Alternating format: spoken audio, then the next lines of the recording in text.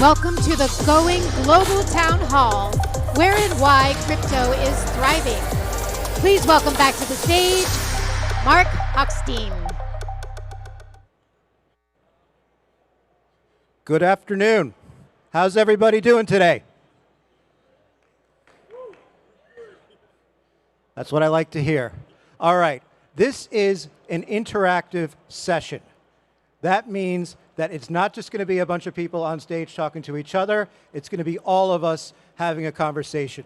So we're going to kick the conversation off on the stage, but you are all encouraged to raise your hands early and often to ask questions of the speakers or share your stories, share your insights.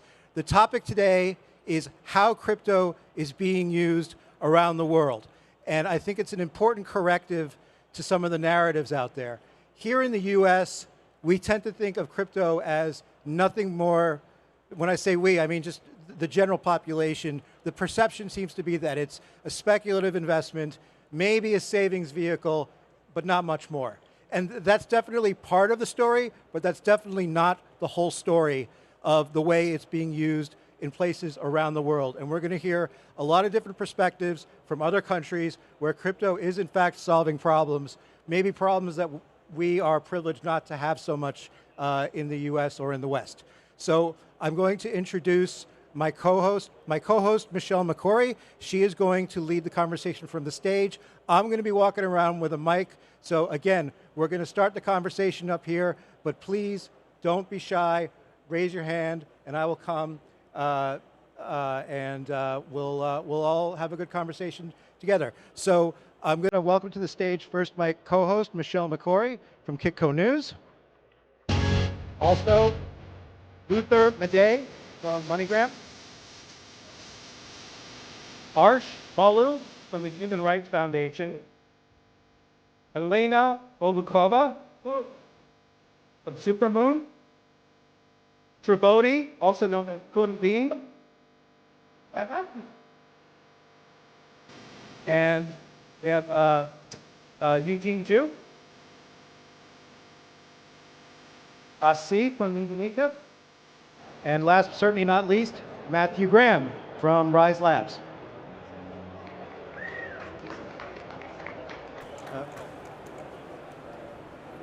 All right. So Michelle, kick it off.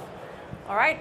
Get settled, get comfy. Hi, everyone. I'm Michelle McCory. I'm the editor-in-chief and lead anchor at Kitco News, and excited to be doing this panel, especially when we look back and think that 16 years ago, cryptocurrencies, digital assets were just a thought, and now over 6.8% of the world's population has some exposure to digital currencies or cryptocurrencies.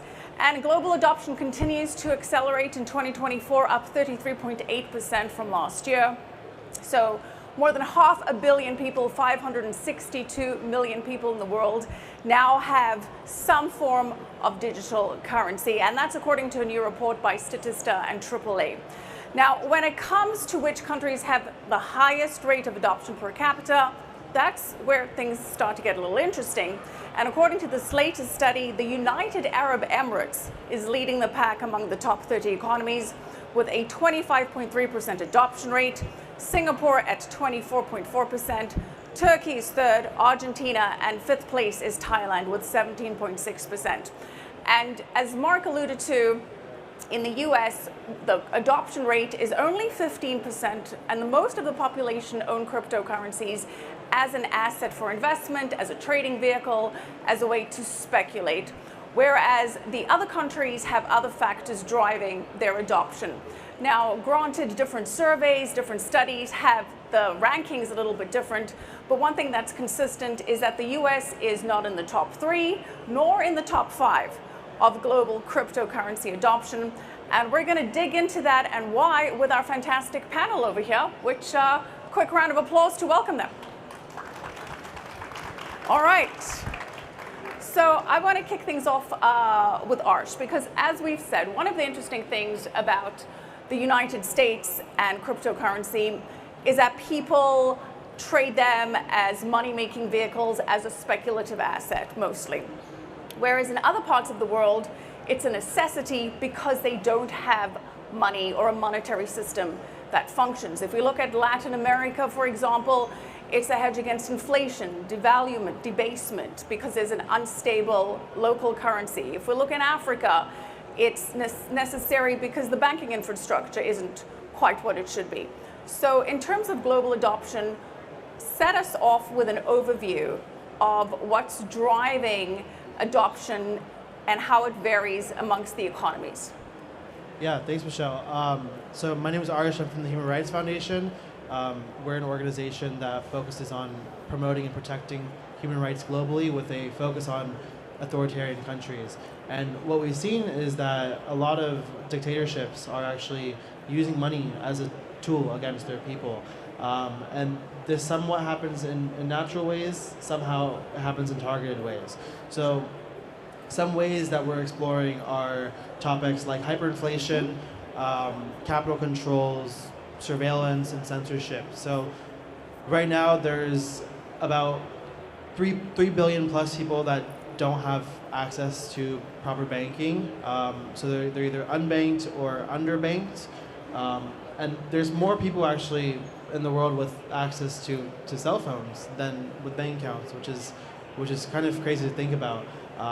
So in places like Nigeria, where you have penetration rates of maybe not that high in percentile, but you have tens of millions of people using Bitcoin and stablecoins. All over the world, you have instances of activists and groups using crypto and Bitcoin, which otherwise they couldn't do because their monetary systems are not as active. They're constantly being debased by their governments, and they're just not allowed to have bank accounts. There's women in Afghanistan and Pakistan who can't have bank accounts because they're elderly. Their siblings won't let them have it. There's people in Nigeria that cannot have access to bank accounts because of capital controls. So we're seeing these different themes start to develop, and I think Bitcoin is really playing a role here for a lot of people. Yeah, Bitcoin absolutely, and how it's seen as a hedge against inflation and a way to guard against devaluation and debasement of currencies, particularly in countries like Argentina. We'll circle back to that. Let's get a sense of regulation. Regulatory clarity is obviously a big factor. That's why the United Arab Emirates is top of the list with a very pro-crypto environment there. But it's interesting that 10 out of the top 30 countries in crypto adoption are located in Asia. So, Asi, I know you're focused on the Indonesian and Southeast Asia region. Give us your insights of what's driving crypto adoption in that area and the regulation that plays into effect there. Yeah, thanks, Michelle. I guess you already mentioned how important regulation when it comes to adoption, right? So like few countries that will come up with a few examples, like Singapore. You already mentioned Singapore is on the top rank. I think they're one of country with more advanced regulations when it comes to digital assets. They're already mentioning about payment and also a few crowdfunding like ICOs, even before other Asian countries exploring what ICOs. And then, for example, also like Malaysia, that is pretty similar like what Indonesia is having right now, and also is Thailand, that there is a shifting from commodities. We used to classify crypto as commodities, but now there's a shifting into part of the financial instrument. And then also we have like Philippines and Vietnam that are also exploring about the regulation. So I think regulation is playing a very pivotal role when it comes to adoption, because the users needs that trust. They need to understand, oh, what this is technology. And when it comes to, oh, the regulators actually monitoring this transaction and all that, you know, earn their trust. And another thing is also about taxation of crypto. Right. That become more of limitations of crypto. So I guess, again, regulation is something also playing an important role when it comes to Asian countries accepting crypto. And you find that there's more regulatory clarity there? I guess it depends on the country. Yeah, that's debatable. We see that having a regulation is already a good point. But I guess also what important thing is that a lot of regulators in the Asian countries, they're very open to industry. They always, invite the players to like giving them inputs about what's going on, because it's not probably very ideal, but they're going that way. Right. And again, these are just opening remarks. We'll then circle back to everyone on the floor to ask questions, but just as a way of introducing our speakers. And with that in mind, let's welcome Eugene, who focuses on South Korea. And it's interesting, Eugene, because South Korea has a 13.6% of its population using or owning digital assets and cryptocurrency. South Korea is home to some exchange giants like Upbit, BitHump, CoinOne, Corbit, GoPax. There's so many exchanges in South Korea. Give us some insight into what you're seeing in terms of factors in driving the adoption in South Korea specifically. Yeah, sure. And by the way, give us a quick line of an introduction as well. Yeah, sure. I'm Eugene. Nice to meet you guys. I'm the founder and CEO of the NectarX.io, which is a multi-chain order book DEX running on multiple layer 2 and EVM chains. So we are building audiences mostly in South Korea. I'm actually half in San Francisco, half in Seoul, go back and forth for last 7 years from my previous venture, and this one I have been 1 year now. So in Korea, we have, as she said, like Mr. said, there were many crypto exchanges, and also many of them has closed, and recently because of some regulation issues. So you can see like there are 5 major exchanges in South Korea, but only 2 is like making almost 95% of the trading volume out of like 4 exchanges. So the number 1 is Upbit. Upbit is one of the top 3 global exchanges by trading volume, like Coinbase, Binance, and Upbit.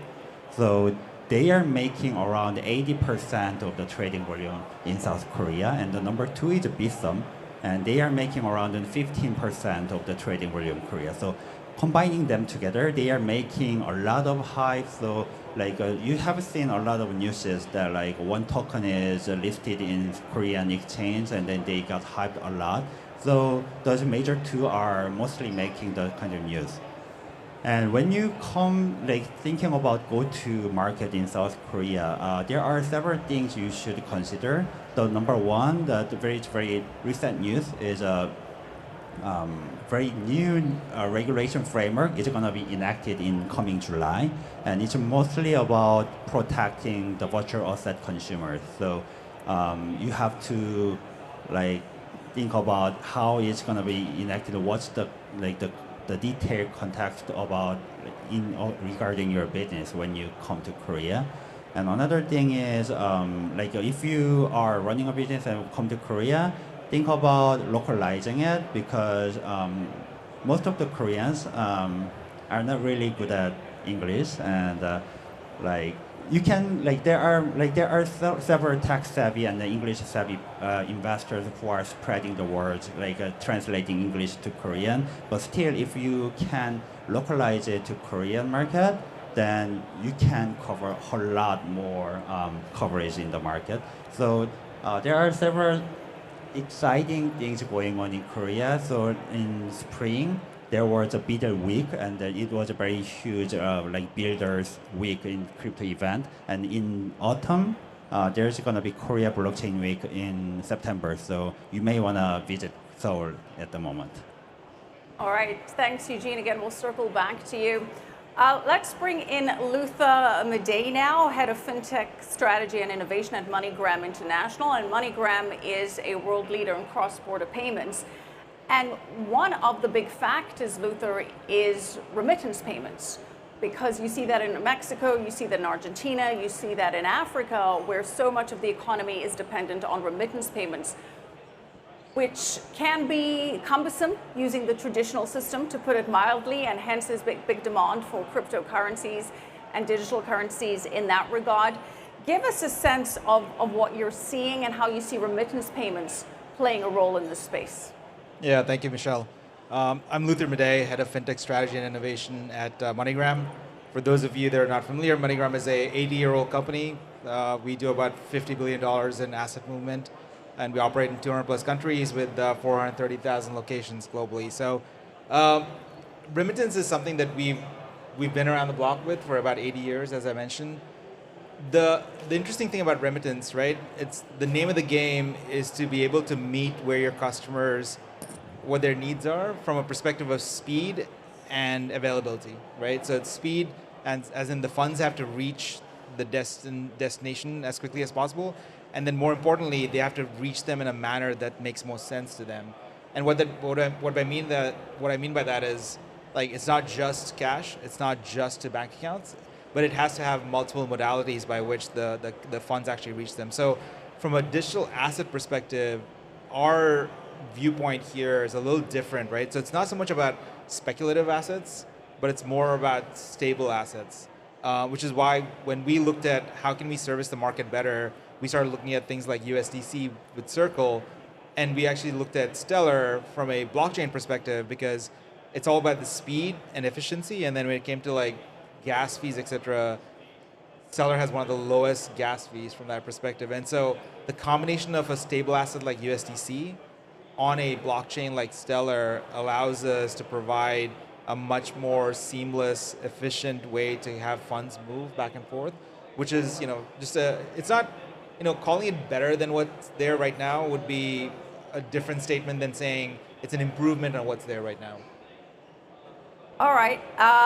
Whilst we're talking about borderless payments, VeloLab, I'm sure you have some insight to add to that, Beam.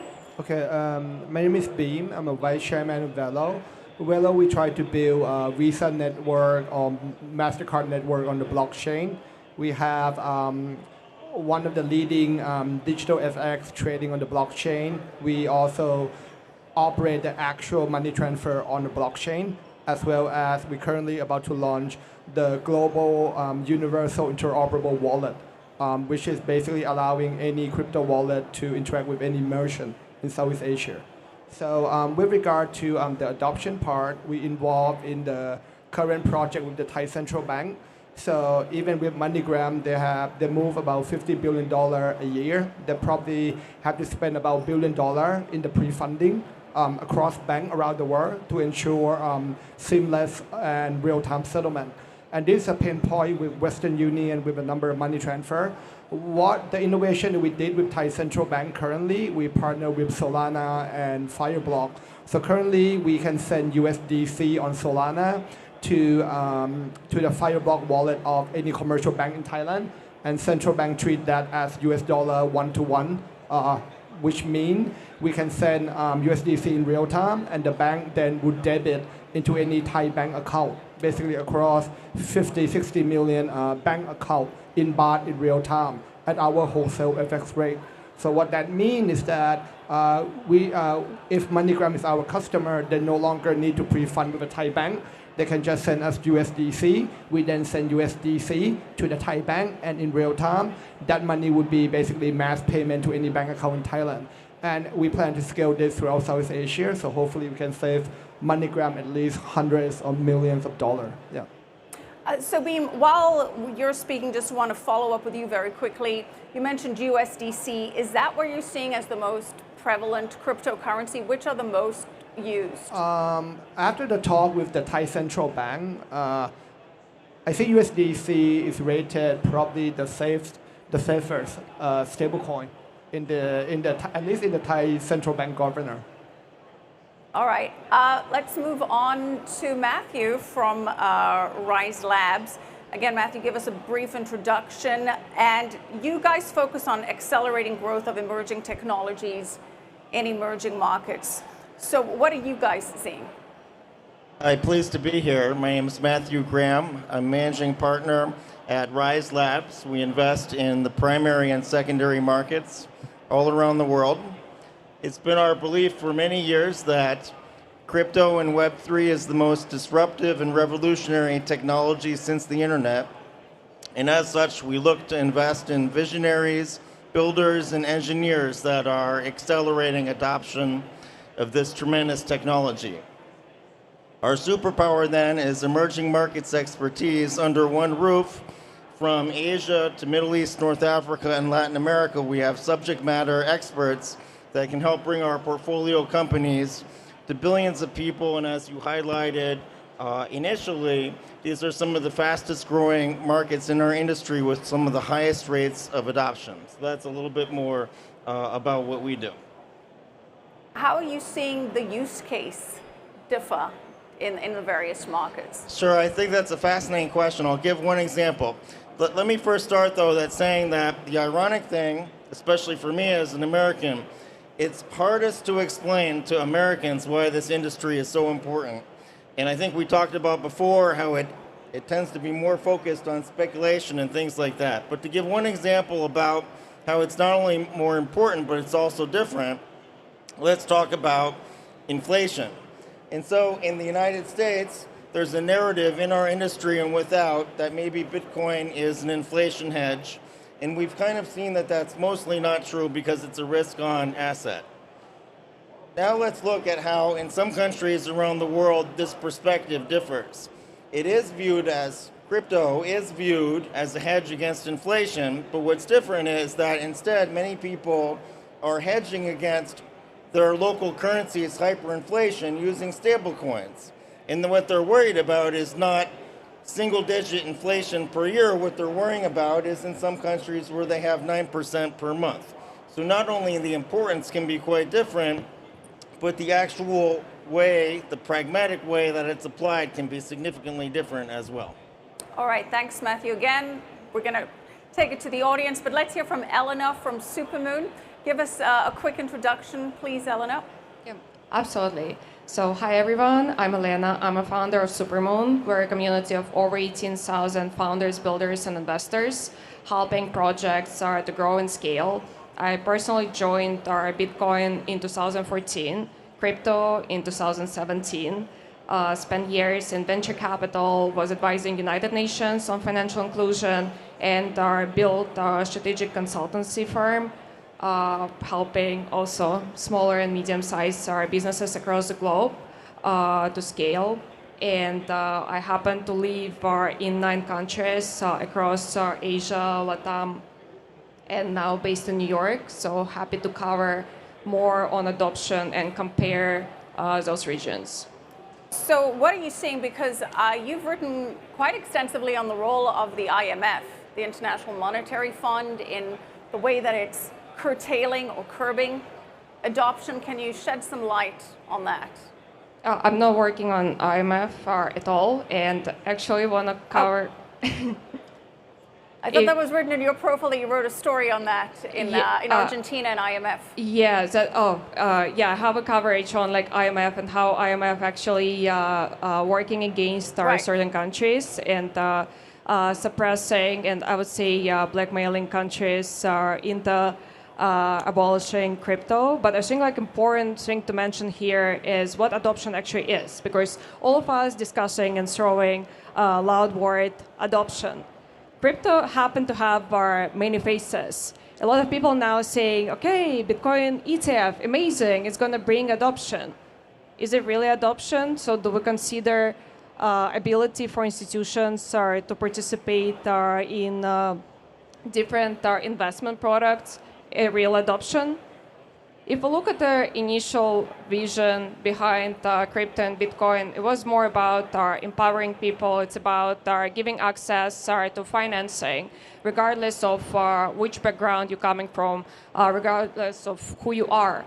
It's more about payments, it's more about transactions, and there is a big thesis was there about self-custody and ownership. Right. And while a lot of people saying that we need more regulations in order to increase adoption, I strongly disagree with it. And we can see countries with the least developed regulations, with a least developed framework, actually having a biggest adoption. Argentina is one of those examples.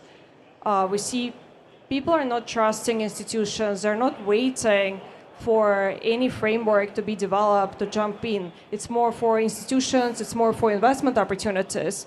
But if we talk about real use cases, about people transacting, about people taking custody over their finances, we don't need all these frameworks to be developed. It's already being adopted.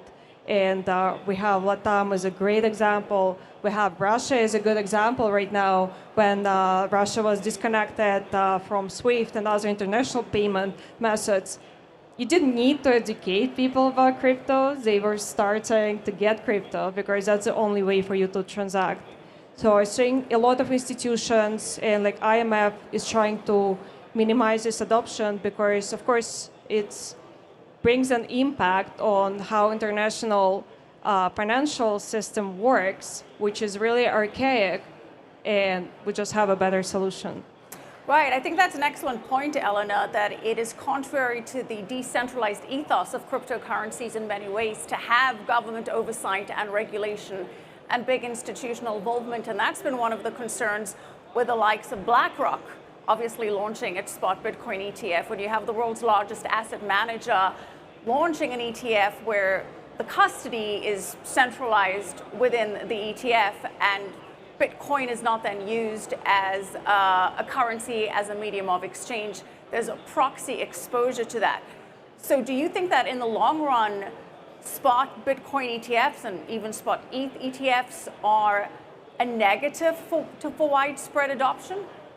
I think that's why I said it depends like how we measure adoption. Is it exposure to crypto? Is it actual ownership of crypto and self-custody? Is it trading with crypto? It just depends how we see it. And I think there is a room for everything. It's just what I start noticing that our crypto communities have been long enough in this industry is starting to lose this initial belief. Right. And there's unfortunately less innovations happening in payment sector, which is, I would say, the initial use case. And after Bitcoin, after Tether, there's not that much innovations in actual payment segment. So I think there is a room for everything. I think from a marketing and media exposure, of course, it does affect our industry because more people are getting exposure to crypto, but it just depends how we measure the adoption. That's an interesting point, again, because the ethos was to move away from the traditional financial system, and now we're moving back into the traditional financial system, so perhaps contrary to the original mission and vision.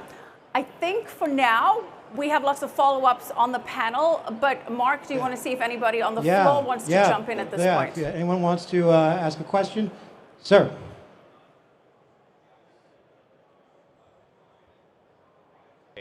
There's nothing like having good timing because I'm in the payments industry. And one of the things that I'm very curious about is what the panel thinks about the terminology and how much confusion there is specifically around NFTs. I mean, stable coins get all the attention because the major ones have been pegged on the dollar. But the reality is that if we go back in time, we can remember terms like utility tokens, smart contracts. Isn't that really what an NFT is? And isn't it a kind of a threat to the blockchain industry, or an impediment, I should say, that they're increasingly being treated from a regulatory standpoint like a virtual asset, when in fact it may just be the evidence of a physical asset or service, not necessarily a digital asset? Interesting question. Is that directed at anyone in particular, or does someone want to grab that? For Elena, yeah. So yeah, I couldn't hear everything really well, but I think like I understood from a perspective of. So I want to touch on the terminology first. I think we're using a lot of buzzwords, a lot of terms, and in most of the cases, companies in crypto using it for marketing. It's just all about marketing. It's all about selling your tokens to investors. It's not about building real use cases. Technology is supposed to be used as a technology. There is a reason why IBM is not running ads for for IBM publicly, right? There is a reason we don't see ads for semiconductors, because it's not for mass adoption. I think like we should take Web2 as a really good example for marketing, how we can position our brands, because technology is supposed to be used as a technology, not as a buzzword for us to raise more money. And of course, when it comes to regulations, there is a gray area. always. And a lot of projects are struggling to navigate. And unfortunately, we live in the world where we have to sometimes navigate through the system. But decentralized applications are existing there, and it's really hard to actually do anything about it. Bitcoin is a good example. No one can do anything about Bitcoin. Bitcoin doesn't need any regulations to exist. There is not a single party you can address, so you cannot really control or stop real Bitcoin unless you, of course, store it on a centralized exchange. I don't know if I fully answered your question. I want to bring it. Just wanted to make one more comment, which is the idea of an NFT / utility token / smart contract, whatever you want to call it, but actually being a representation in the commerce world and payments as really the generation of a virtual invoice and in return a virtual receipt, and one that shows permanent ownership that can't be duplicated, which I think has a huge value. But if you talk to the bankers and the card people, they think that NFT is like a, no pun intended, a 3-letter word as opposed to a 4-letter word, right? I agree with that. Actually, any crypto product is not really new. It's a better version of pre-existing products. Even DeFi, there is a lot of, Nigeria is actually a good example. There are so many group savings programs like Isusu, I believe, or it's called. I might got it wrong. But there is a lot of group saving programs that are existing in the cash economy that DeFi is essentially replicating. So crypto is not necessarily innovating new products. It's just improving on existing concepts that are already existing and adding a better technology, adding a better way to actually fulfill those goals. So yeah, that's why I'm saying we should use it as a technology. All right, let's bring it back to the stage. You mentioned Nigeria, one of the first countries to adopt a central bank digital currency, or CBDC, which many are seeing as a potential major obstacle going forward for cryptocurrencies in a number of ways. Currently, there are about 134 countries developing a central bank digital currency, according to the Atlantic Council. Arsh, why could this be an impediment to digital currencies, to cryptocurrencies? What impact do you see CBDCs having? Yeah, so a CBDC or central bank digital currency is similar to how the cash that we have in our wallet. It's a liability of a central bank, but it's sort of a digital version of that, where governments can basically track who's spending what. There's a lot of cases now where in places like China, they're deploying the digital yuan to hundreds of millions of people, and you can kind of put an expiration date on it to impose capital controls. So spend the money within a month or 2 months. And central bank digital currencies sort of lead to social engineering in a way, because we don't have the privacy protections that are afforded to us, like how with fiat currencies, with hard cash. So the privacy that hard cash grants you is that no one's able to know exactly where you're spending it. Governments can't log onto a database and seeing how and where it's being spent. But on the flip side, a CBDC, you can see exactly what's happening and where it's happening. So there's been a big gray area the past couple of years on who exactly is developing or piloting or researching a CBDC. And the Human Rights Foundation, actually, we put together a tracker. It's called the CBDC Tracker. And we have a lot of independent researchers who built out this interactive map. So you can kind of look at the globe and select countries and seeing the progress on who's piloting, researching, and deploying. And to our account right now, about 127 countries, or governments rather, out of 193 governments are actively piloting, researching, or deploying a central bank digital currency. And there's billions of people who live under an authoritarian government that are deploying CBDCs, like in China, Russia, Nigeria, as you mentioned.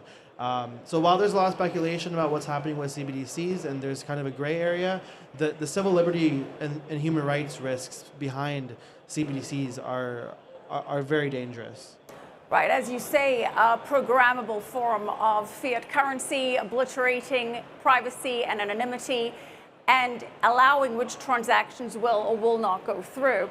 So Luther, it brings up the question, how can all of this digital currency, cryptocurrency infrastructure really function and thrive if there is a full-on effort for all of these countries at some point to have a central bank digital currency? Do you see it as competing? Do you see it as potentially coexisting?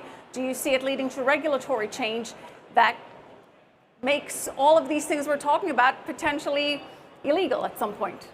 Yeah, that's a really good question, Michelle. I think, you know, if you take a step back, it's kind of interesting to see the difference between CBDCs and stablecoins, right? They both provide a very similar function, but if you look at something like a CBDC from that perspective, it is limiting in the sense that it's a digitized version of a currency, which, you know, there's a reason why MoneyGram exists, because it's hard to convert one currency to another, and CBDCs generally come with the same kind of limitations that usually like stablecoins don't have. But from a perspective of like regulations, right?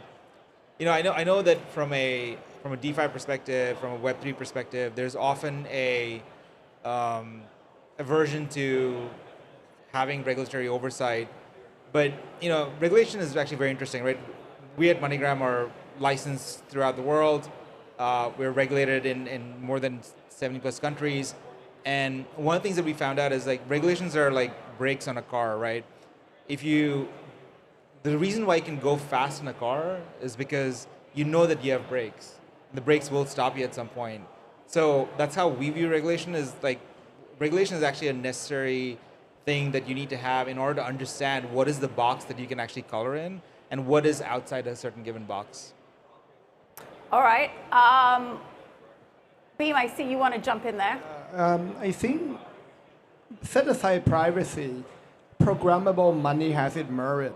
In Thailand right now, we are about to launch the national digital wallet, where the government give away $300 to any population. And this is actually similar to when credit card was launched in US, where you're actually giving away free money for people to try the credit card.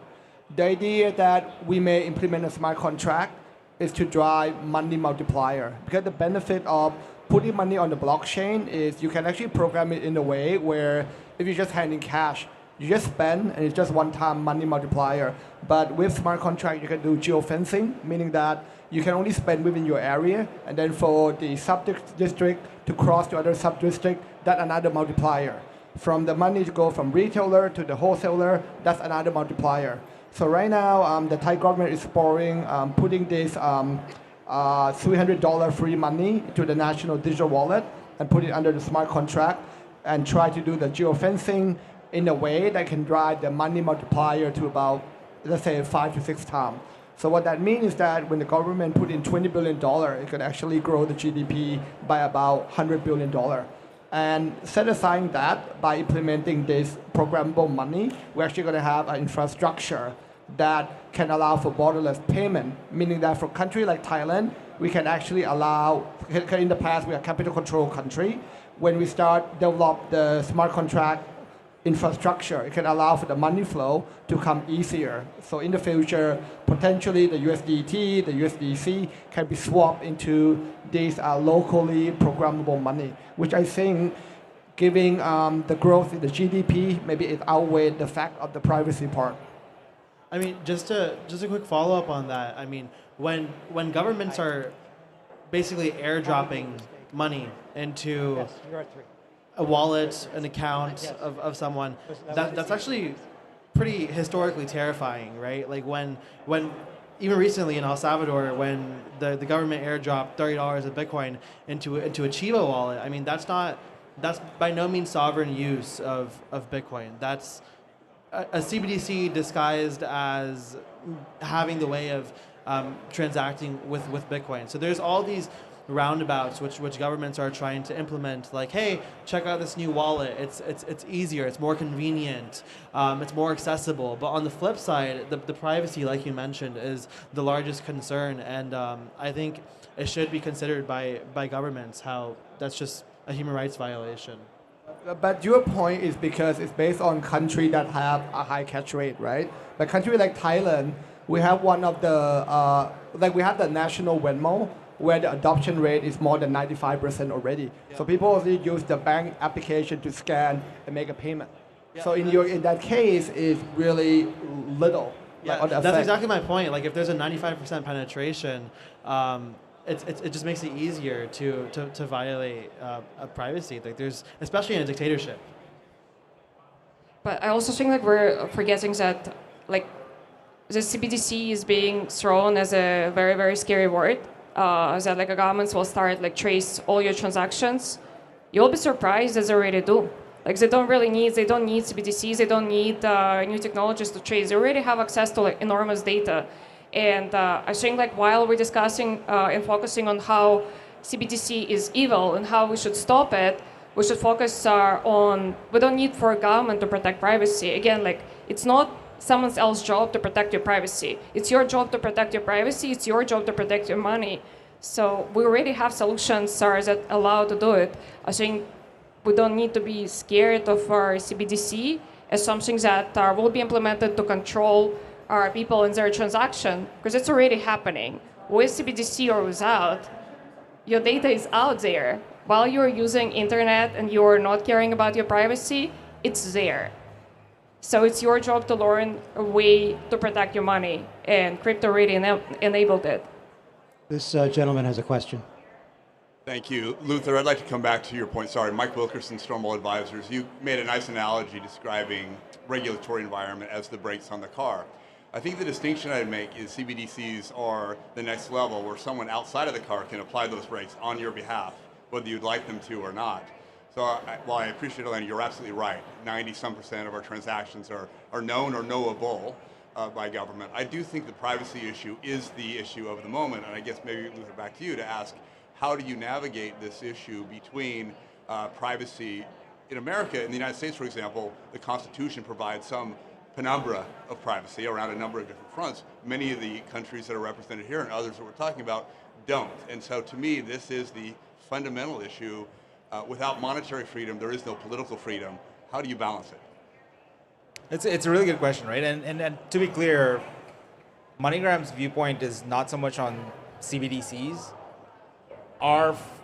Where we see the most value when it comes to digital assets is around stablecoins, right? And the reason for that is because, again, this goes back to the points that Michelle was mentioning earlier, which is it is a hedge against inflation. It does provide a new level of freedom to people. For example, in a typical money transfer situation, I send money to you, that transaction gets locked in today, right? Like the FX rate gets locked in. You could go back and pick up that money 10 days from now. It doesn't really matter what the FX happened after that point, right?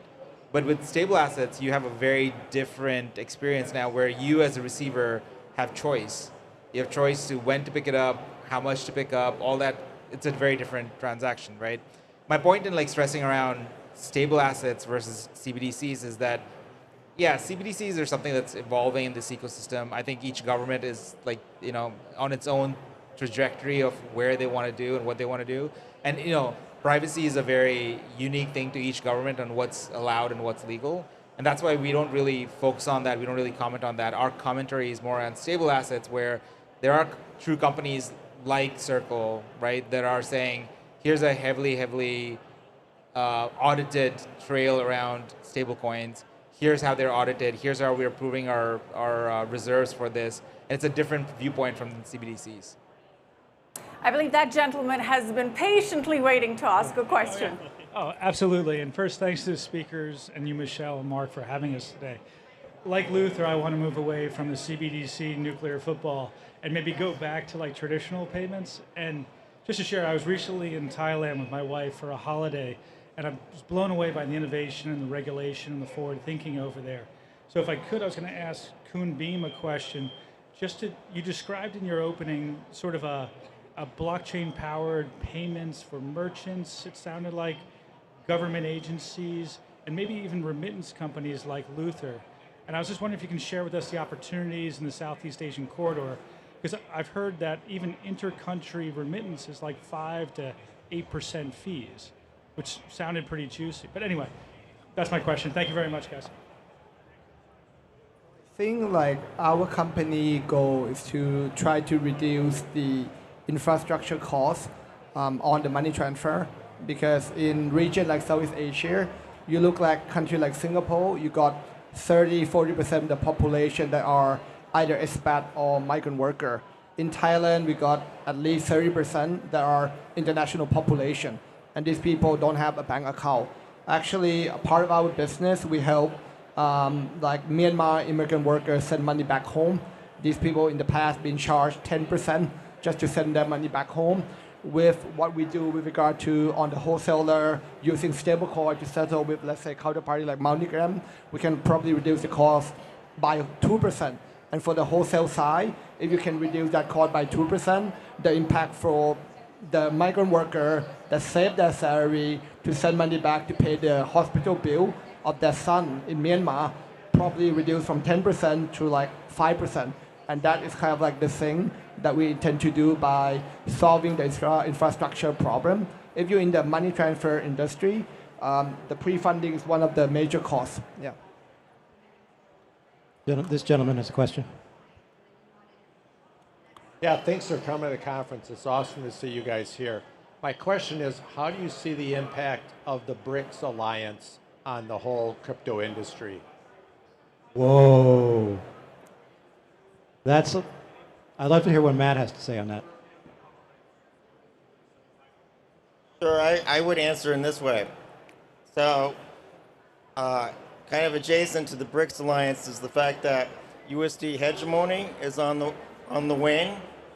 In my view, people kind of take it far too granted that USD hegemony will kind of continue in perpetuity, that USD will be the de facto reserve currency of the world.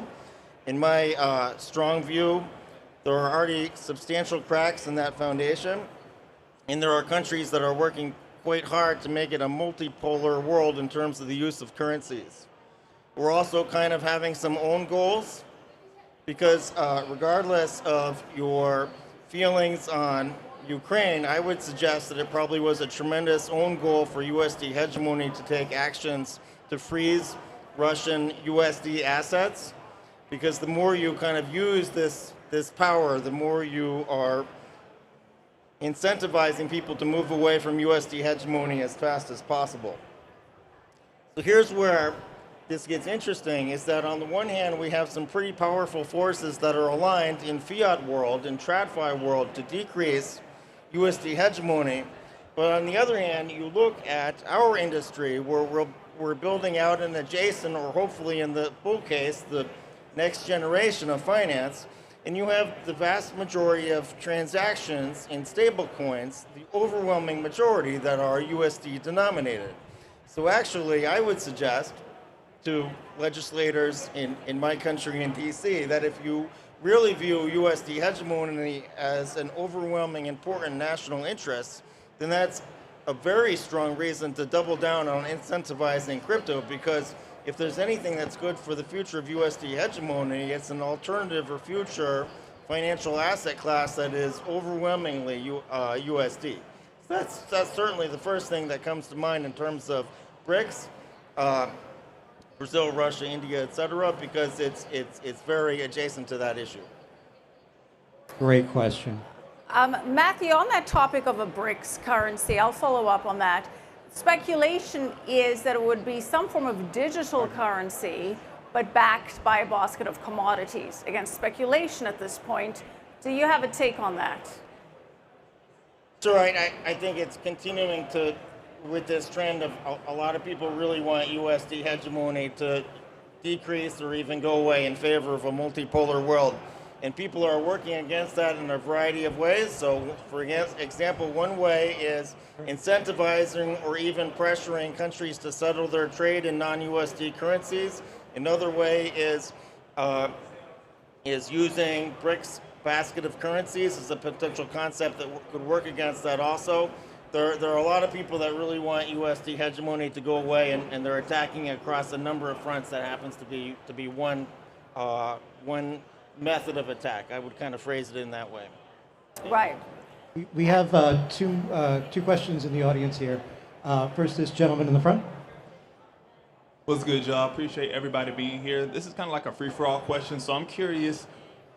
When I think about adoption, I think about entities understanding there's opportunity for exploitation within a community or within a society, for sure. But I think about my question is, how do you think we go about an ethical way of exploitation of a need or a desire for various communities around the world to increase adoption without these predatory strategies that, in a sense, like put people more in a hole, in a financial hole? So yeah, that's the question. Any takers? So I think again, when we look at the different regions, we have completely different incentives for people to adopt cryptocurrency. And the strongest and biggest adoption is always happening in the regions which have broken economies, where traditional financial sector failed to actually support individuals.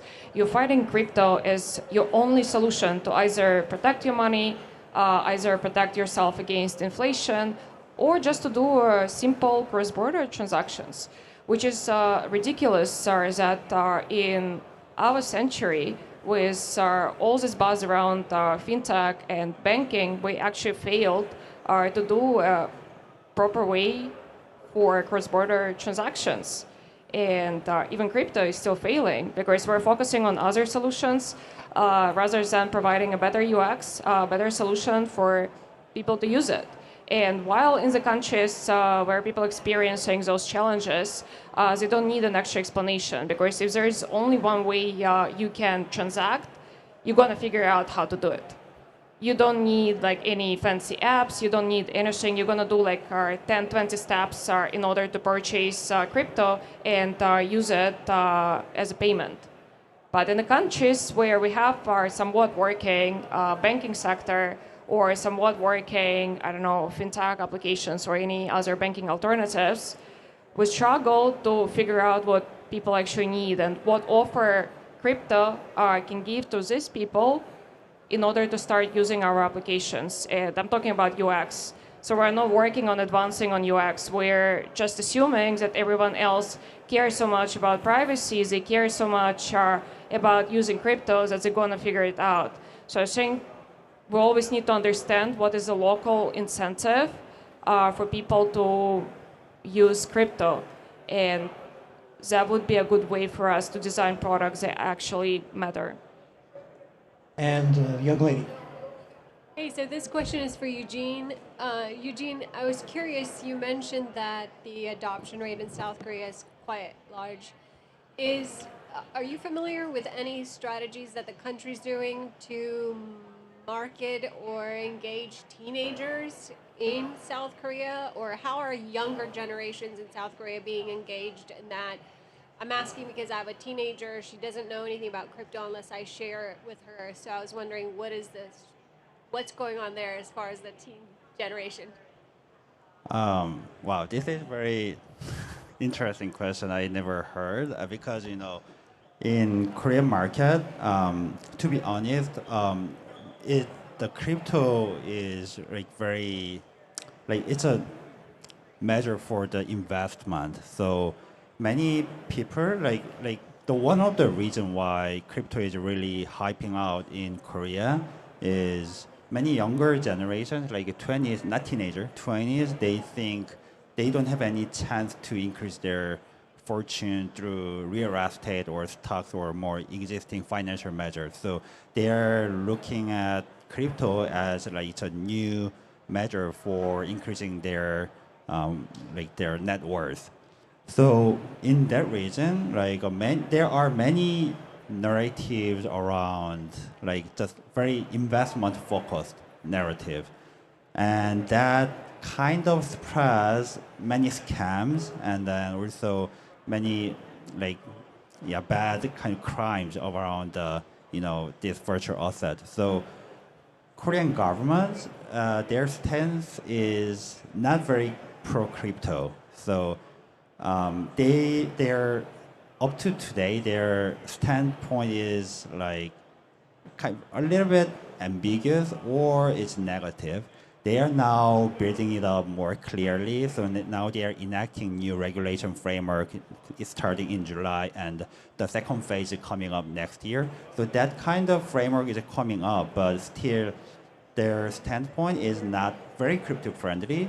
That results in like for the like younger generation, the teenagers or like kids, people like tend to not not have it. They don't want to have exposure to the teenager about how it's going on crypto side. So it's really, really complicated and hard problem to reach out to those teenagers. In terms of more like a technology and the educational standpoint, you can try out, and we have many like tutorials and educational materials that's already translated into Korean, and many of them are used for like college students, like to learn about blockchain technology, more about technology. So they can be extended to more teenagers or high schoolers or middle schoolers who are very tech savvy, learning computer science very heavily. So we can approach it in that aspect, but in terms of the investment or more like a crypto side, it's very hard. So it's a little bit weird, but in Korea, people like, especially from the like regulators, they try to separate crypto from the blockchain technology. So yeah, it's a very strange structure in Korea. All right, well, thanks, Eugene. We're running out of time. I will wrap it up on this age demographic question with just some interesting statistics, and that globally, people aged 25 to 34 make up 34% of the crypto owning population. The third age range is 18 to 24. The good news, though, is that worldwide, 61% of cryptocurrency owners are male, 39% are female. Here's the good news, is that in the 18 to 24, the gender gap is only 2%. So some female involvement in global crypto adoption on the rise. We have to end it on that note, but thank you so much for participating, and a big thank you to all of our panelists. Appreciate it. Thank you, everyone.